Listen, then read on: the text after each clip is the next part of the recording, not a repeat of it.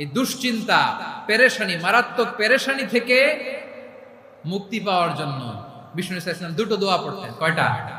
অনেকগুলো পড়তেন। স্পেশাল দুটো দোয়া আজকে আপনাদের শিখায়া যাব, শুনবেন? বিষ্ণু ইসা ইসলাম যখন খুব বিপদে পড়তেন, দুশ্চিন্তা ওনাকে ঘিরে ধরতো, উনি পড়তেন ইয়া হাইয়ু ইয়া কাইয়ুম বিরহমাতিকা আস্তাগীথ, ইয়া হাইয়ু ইয়া কাইয়ুম বিরহমাতিকা আস্তাগীথ, ইয়া হাইয়ু ইয়া কাইয়ুম, হে শাশ্বত অবিনশ্বর, হে চিরঞ্জীব, বিরহমাতিকা আস্তাগীথ, তোমার রহমতের উসিলায় তোমার কাছে ফরিয়াদ করি। এটা পড়তেন। আবার আরেক বর্ণনায় এসেছে ইয়া হাইয়ু ইয়া কাইয়ুম বিরহমাতিকা আস্তাগীথ আসলিহ লি শা'নি কুল্লাহু ওয়া লা তাকিলনি ইলা নাফসি তারফাতা আইন। আসলিহ লি শা'নি কুল্লাহ, আল্লাহ আমার সবকিছু আপনি সেটেল করে দেন। আমাদের সব ঝামেলা সেটেল করে দিতে পারে কে?